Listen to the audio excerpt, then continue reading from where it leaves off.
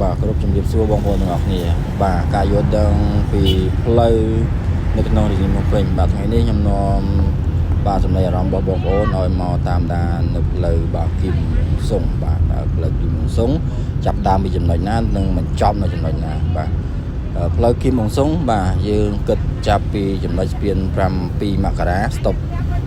បាទស្តុបទូកកបាទរហូតទៅដល់វង្វង់មូលទូកកបាទកាត់ផ្លូវបាទរទេះភ្លើងបាទហើយនៅលើផ្លូវនេះដែរបាទយើងមានឃើញបងប្អូនប្រជាពលរដ្ឋរបស់យើងរស់នៅតាមដងផ្លូវបាទប៉ុន្តែមិនមែនបាទការរចនាឲ្យស្អាតនៅក្នុងរាជធានីភ្នំពេញនេះដោយសារផ្លូវនេះមាន